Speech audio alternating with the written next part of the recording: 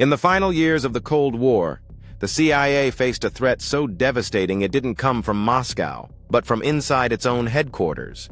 A single American spy, Aldrich Ames, quietly dismantled U.S. intelligence networks, exposed top-secret missions, and handed the KGB the identities of America's best undercover agents. By the time he was caught, at least 10 U.S. operatives were executed, dozens imprisoned, and the CIA was left scrambling for answers. This is the story of how one man nearly broke America's spy agency. Ames wasn't a rookie. He had been with the CIA since the 1960s, a counterintelligence officer trusted with the most sensitive Soviet operations. But by the mid-1980s, his career was weakening, his marriage failing, and his finances collapsing. Desperate and bitter, he walked into the Soviet embassy in Washington, D.C., and made an offer that shocked the KGB. He would betray everything: agent names, operations strategies, in exchange for cash. With each payment, Ames felt bolder, his betrayal becoming a twisted game of chess, where innocent lives were mere pawns. As news of the CIA's losses spread, paranoia gripped the agency, leaving them scrambling to identify the traitor in their midst. Ames did more than leak information. He delivered the identities of almost every major Soviet source the CIA had inside Moscow. Within months, those agents began disappearing, arrested, tortured, executed.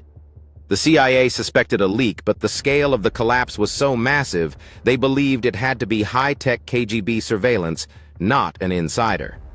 Meanwhile, Ames collected payments that eventually totaled over $2.5 million, making him one of the most highly paid traitors in U.S. history. But money leaves a trail. Ames suddenly bought a $40,000 house in cash.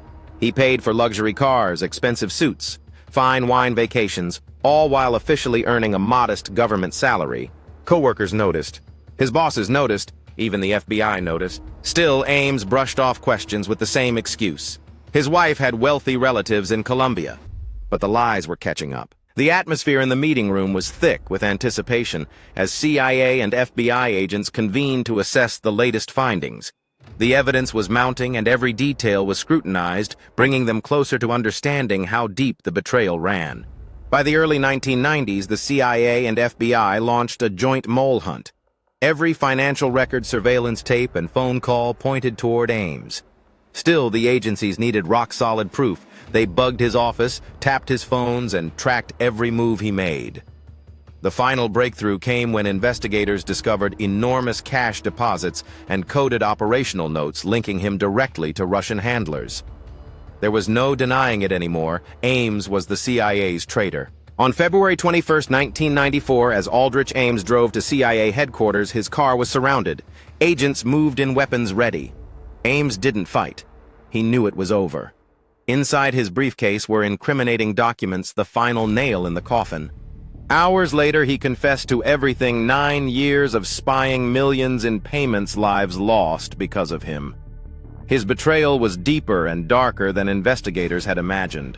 As the hours ticked by in the cold, sterile interrogation room, Aldrich Ames sat slumped at the table, his voice barely a whisper as he recounted his treachery. The investigator leaning against the wall could hardly believe the magnitude of the betrayal unfolding before them, each revelation more chilling than the last. Aldrich Ames was sentenced to life in prison without parole. His actions forced the CIA to overhaul security systems, financial monitoring, and internal vetting procedures. But no reform could undo the damage. Agents dead, missions destroyed, and America's intelligence credibility shaken. Ames wasn't driven by ideology, just greed and resentment. Yet his betrayal became one of the most catastrophic espionage cases in U.S. history. A chilling reminder that sometimes the greatest threat isn't the enemy outside, but the traitor within. If you want more shocking true crime stories, subscribe and let me know what case I should uncover next.